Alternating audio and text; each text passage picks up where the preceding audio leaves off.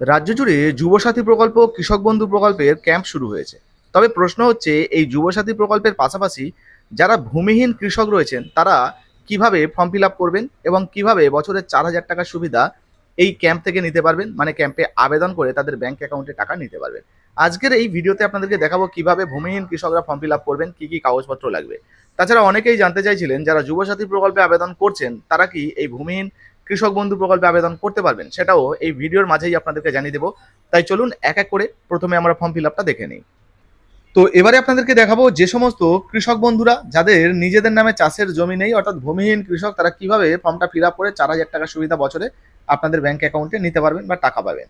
তো পুরো ফর্মটা কিন্তু আপনারা ইংরেজি হাতের বড় অক্ষরে ফিল আপ করবেন। হ্যাঁ, প্রথমেই দেখুন এই জায়গায় আবেদনপত্র নাম্বার, এখানে আপনার কিছু করার দরকার নেই। যদি আপনার কাছে পাসপোর্ট সাইজের ছবি থাকে অবশ্যই করে রাখবেন, একটা এই জায়গায় গ্যাপ দেখে কিন্তু আপনারা সুবিধা অনুযায়ী একটা এখানে ছবি লাগিয়ে দেবেন। এবারে দেখুন বলা হয়েছে নাম। তো এই যে দেখুন ইন ক্যাপিটাল লেটার, বড় হাতের অক্ষরে কিন্তু লিখতে হবে, পুরো নামটা এখানে লিখে দেবেন, নাম টাইটেল লিখবেন। এবার দেখুন বলা হয়েছে ভিলেজ, অর্থাৎ আপনার গ্রামের নামটা এই জায়গায় দেবেন। এই যে ফর্মটা, এই ফর্মটাই কিন্তু ক্যাম্প থেকে আপনারা পাবেন। এর আগেও আপনাদেরকে দেখিয়েছিলাম যে ক্যাম্পে যে ফর্ম দেওয়া হচ্ছে সেই ফর্মটা কেমন। তো সেম ফর্ম, ঠিক আছে, একই ফর্ম, কোনো পার্থক্য নেই। এবার এই জায়গায় আপনার গ্রাম পঞ্চায়েতের নামটা লিখবেন, পোস্ট অফিসের নামটা এই জায়গায় লিখে দেবেন, ব্লকের নামটা এই জায়গায় লিখে দেবেন, পুলিশ স্টেশন মানে থানার নামটা এখানে লিখবেন, ডিস্ট্রিক্ট মানে জেলার নামটা এই জায়গায় লিখবেন, ঠিক আছে। এরপরে পিনকোড, তো পিনকোডের আপনার যে পিনকোডটা সেটা কিন্তু এই জায়গায় লিখে দেবেন। এবার দেখুন বলা হচ্ছে ডেট অফ বার্থ, তো এই যে দুটো ঘর দেখতে পাচ্ছেন এখানে ডেট দেবেন, মান্থ দেবেন, তারপরে ইয়ার দেবেন। 1/4/2026 অনুযায়ী আপনার বয়স কত সেটা এই জায়গায় আপনাকে লিখে দিতে হবে, মানে এই ঘরে। এরপর নিচের দিকে চলে আসবেন জেন্ডার, তো আপনি যদি পুরুষ হন পুরুষে টিক করবেন, মহিলা হন মহিলা, আদার্স হলে আদার্সে টিক করবেন। এবার যদি আপনি জেনারেল হন তাহলে জেনারেল, তপশিলি হলে এসসি, এসটি হলে এসটি, ওবিসি হলে ওবিসি। আপনার ক্ষেত্রে যেটা হবে তাতে টিক করবেন। মনে রাখবেন আপনার ক্ষেত্রে যেটা হবে সেটাতেই টিক করতে হবে।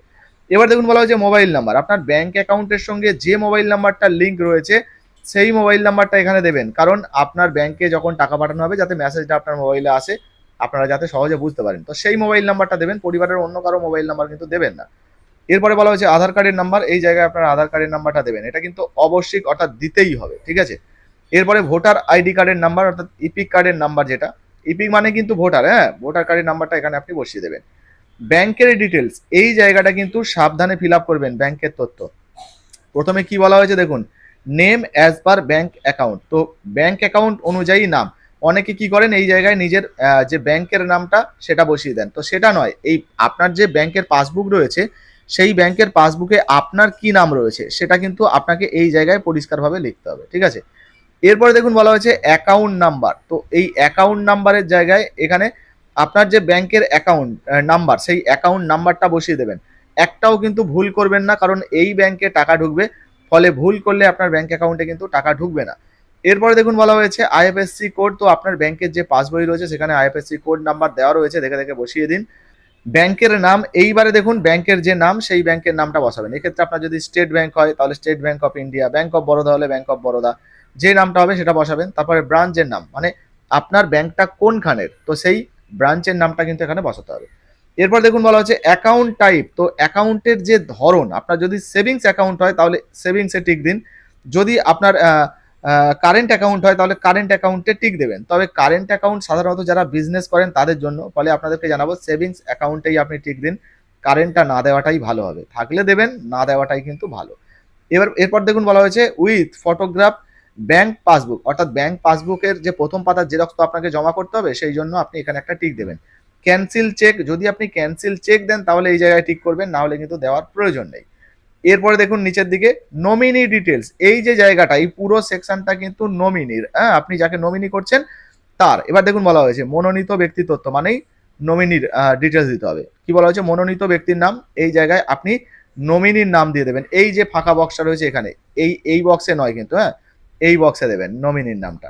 এরপর দেখুন বলা হচ্ছে রিলেশন উইথ অ্যাপ্লিকেন্ট, মানে আবেদনকারীর সাথে সম্পর্ক কি, তো এখানে কিন্তু নমিনির সাথে আবেদনকারী যে সম্পর্ক সেটা লিখে দেবেন। এরপরে বলা হয়েছে নমিনির পিতা বা স্বামীর নাম, যিনি গার্জেন আর কি, তার নাম এখানে দিতে হবে। এবার দেখুন এখানে ডেট অফ বার্থ বলা হয়েছে, এখানে কিন্তু যিনি যাকে নমিনি করছেন তার ডেট অফ বার্থ দিতে হবে, ডেট মান্থ ইয়ার দেবেন। এবার 1/4/2026 অনুযায়ী নমিনির বয়স বর্তমানে কত সেটা এখানে দিতে হবে।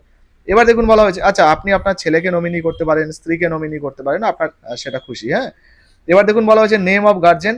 তো নমিনির যিনি অভিভাবক সেই অভিভাবকের নাম এখানে কিন্তু লিখতে হবে। নমিনির বয়স 18 বছরের নিচে হলে, যদি 18 বছরের নিচে হয় তাহলে নাম লিখতে হবে, না হলে না লিখলেও চলে। এরপরে দেখুন এখানে এই যে জায়গাটা, এখানে আপনাকে কিন্তু এটা প্রাপ্তি স্বীকার হিসাবে মানে স্লিপ হিসাবে দিয়ে দেওয়া হবে, রিসিভ কপি। তার আগে আপনাকে যেটা করতে হবে, যিনি আবেদন করছেন যেদিন আবেদন করছেন সেই তারিখটা এখানে দেবেন, আর যিনি আবেদন করছেন তাকে কিন্তু এখানে সিগনেচার মানে সই করতে হবে। যদি সই না জানেন, যে সমস্ত কৃষক বন্ধুরা রয়েছেন অনেকেই তো পড়াশোনা জানেন না, তো তারা কি করবেন, এখানে বাঁ হাতের বুড়ো আঙুলের ছাপ দিয়ে দেবেন। আচ্ছা, এখানে অনেকে প্রশ্ন করছিলেন যে দাদা যারা যুবসাথী প্রকল্পে আবেদন করেছে তারা কি কৃষক বন্ধু প্রকল্পের এই ভূমিহীন কৃষকে আবেদন করতে পারবে? হ্যাঁ, করতে পারবেন। যেহেতু কৃষক বন্ধুদের জন্য এটাকে অ্যাপ্লাই করে দেওয়া হয়েছে, মানে কৃষক বন্ধুদের জন্য ছাড় দেওয়া হয়েছে, ফলে আপনারা কিন্তু করতে পারবেন। আশা করি আপনাদের কোনো সমস্যা হবে না। আপনারা যদি কৃষক হয়ে থাকেন তাহলে অবশ্যই ভূমিহীন কৃষকের জন্য আবেদন করে রাখতে পারেন। পরে বাতিল হয়ে গেল সেটা আলাদা বিষয়, কিন্তু আপনি একবার করে রাখতে পারেন। এরপরে দেখুন এখানে এই যে জায়গাটা, এটা কিন্তু আপনার কিছু করার দরকার নেই। এখানে আবেদনকারীর নাম আর এখানে অ্যাকনোলেজমেন্ট যে আইডি নাম্বার, ওটা অফিসার মানে যিনি স্যার থাকবেন তিনি কিন্তু দিয়ে দেবেন, ডেটটাও দিয়ে দেবেন। আর যিনি রিসিভ করবেন তিনি সই সিগনেচার করে কিন্তু এখানে স্ট্যাম্প মেরে আপনাকে এই যে কপিটা দিয়ে দেবে। হ্যাঁ, শুধু এইটাই ফর্ম ফিল আপ নয়, এর সঙ্গে স্বঘোষণাপত্রের কিছু ফর্ম রয়েছে, সেটা আপনাদেরকে একটু দেখাই। এবার দেখুন আরেকটা ফর্ম আমরা ওপেন করেছি, এটাও কিন্তু আপনাদেরকে ওই ফর্মের সঙ্গে অ্যাটাচ করে দেওয়া হবে। দেখতে পাচ্ছেন, ভূমিহীন ক্ষেত মজুরদের জন্য বাৎসরিক আর্থিক সহায়তা প্রকল্পে আবেদনের জন্য স্বঘোষণাপত্র, সেলফ ডিক্লারেশন ফর্ম। আমি তো আপনার নাম লিখবেন, মানে উপভোক্তার নাম লিখবেন, তারপর এই জায়গায় আপনার গার্জেনের নাম লিখবেন, তারপর এই জায়গায় গ্রামের নাম লিখবেন, এই জায়গায় আপনার গ্রাম পঞ্চায়েত বা আপনার যে মিউনিসিপ্যালিটি যেটা আপনার ক্ষেত্রে হবে সেই নামটা লিখবেন। এরপরে ব্লক, আপনার ব্লকের নাম লিখবেন, আপনার থানার নাম এখানে লিখবেন, আর কোন জেলার স্থায়ী বাসিন্দা তো আপনার জেলার নামটা এখানে লিখে দেবেন। এরপর নিচের দিকে চলে আসবেন, নিচের দিকে একটা অপশান আছে আপনাদেরকে একটু দেখাই। এই যে দেখুন কি লেখা রয়েছে, কৃষক বন্ধু নতুন প্রকল্প, লক্ষ্মীর ভাণ্ডার, অন্যান্য। তো আপনি যদি কোনো প্রকল্পে টাকা পান সেটা কিন্তু আপনাকে এখানে লিখতে হবে। আচ্ছা, এখানে দেখুন এই স্বঘোষণাপত্রটা দেখে নিন। আমি এত দ্বারা ঘোষণা করছি যে আমার কোনো চাষযোগ্য জমি নেই, আমি ভাগচাষী বা বর্গাদার হিসাবে নথিভুক্ত নই, আমি জীবন ধারণের জন্য অন্যের কৃষি জমিতে ক্ষেত মজুর হিসাবে কৃষি সংশ্লিষ্ট কাজে পুরোপুরি নির্ভরশীল এবং মোতাবেক আমি ভূমিহীন ক্ষেত মজুরদের জন্য বাৎসরিক আর্থিক সহায়তা প্রকল্পে সহায়তা পাওয়ার জন্য আবেদন করছি। আমি আরও ঘোষণা করছি যে জ্ঞান ও বিশ্বাস মতে উপরোক্ত তথ্য সঠিক, মানে আপনি যেগুলো দিচ্ছেন আর কি, যদি কোনো সময় এই তথ্য ভুল প্রমাণিত হয় তাহলে উপযুক্ত কর্তৃপক্ষ আমার এই প্রকল্পের সুবিধা পাওয়া দাবি সরাসরি বাতিল করে দিতে পারবেন, এবং ইতিমধ্যে আমি যদি এই প্রকল্পের কোনো সুবিধা পেয়ে থাকি তা ফেরত দিতে বাধ্য থাকিব। আমি রাজ্য সরকারের নিম্নলিখিত প্রকল্পের একজন সুবিধাভোগী। তো আপনি যদি কোনো প্রকল্পের সুবিধা পান তাহলে আপনি সেখানে কিন্তু টিক করতে পারেন। ধরুন আপনি লক্ষ্মী ভাণ্ডার পান, তাহলে আপনি কিন্তু এই লক্ষ্মী ভাণ্ডারে টিক করতে পারেন। যাই হোক, এছাড়া অন্যান্য যদি কোনো প্রকল্পের সুবিধা পান সেটা কিন্তু আপনি এখানে লিখতে পারেন। আর যদি কোনো প্রকল্পের সুবিধা না পান তাহলে কিন্তু লেখার প্রয়োজন নেই। এরপরে স্থান, আপনার পাড়ার নামটা ছোট্ট করে লিখে দেবেন, যেদিন আবেদন করছেন সেই তারিখটা, আবেদনকারীর স্বাক্ষর, যে আপনি যদি আবেদন করেন তাহলে আপনার সই, অথবা এখানে কিন্তু টিপ সই আপনি দিতে পারেন। আবেদনকারীর মোবাইল নাম্বারটা কিন্তু এখানে দিতে হবে। বোঝা গেল? এছাড়া নিচের দিকে যদি আসেন, এখানে কিন্তু ইংরেজিতে রয়েছে একই, এটা আর ফিল আপ করার দরকার নেই। এর সঙ্গে আরও একটা কিন্তু আপনাকে ফর্ম দেওয়া হবে। সরকারি এই দুটো ফর্ম রয়েছে, ক্যাম্পে কিন্তু আপনাকে আরও একটা স্বঘোষণাপত্র দেওয়া হবে, যেটা হচ্ছে যে আধার অথেন্টিকেশন যেটা হয় না, আপনার যে আধার কার্ডটা আপনি ব্যবহার করার জন্য অনুমতি দিচ্ছেন তার কিন্তু একটা ফর্ম ফিল আপ করতে হবে, সেটা আপনাদেরকে দেখাচ্ছি। তো দেখুন এই যে ফর্মটা আপনাদেরকে দেখাচ্ছি এটা কিন্তু সরাসরি ক্যাম্প থেকে নিয়ে আসা ফর্ম, এর আগেও আপনাদেরকে দেখিয়েছিলাম। দেখুন সংযোজনী এ কী লেখা রয়েছে, আধার তথ্য, আধারের সঙ্গে যুক্ত মোবাইল নাম্বারের তথ্য এবং আধার তথ্য সরকার দ্বারা ব্যবহার করার অনুমতি, আপনি যে অনুমতি দিচ্ছেন সেটা। আমি তো আপনার নাম, এখানে কিন্তু আপনার যিনি গার্জেন রয়েছেন তার নাম, আপনার গ্রামের নাম, সঙ্গে আপনার গ্রাম পঞ্চায়েতের নাম এই জায়গায় লিখে দেবেন, আপনার ব্লকের নাম এবং আপনার জেলার নাম, মানে আপনি কোন জেলার স্থায়ী বাসিন্দা সেগুলো কিন্তু আপনাকে দিতে হবে। এই জায়গায় আধার কার্ডের নাম্বার দিতে হবে, আধার কার্ডের সঙ্গে যুক্ত যে মোবাইল নাম্বারটা সেটা আপনাকে এখানে দিতে হবে, ভোটার কার্ড নাম্বারটা এখানে দিতে হবে।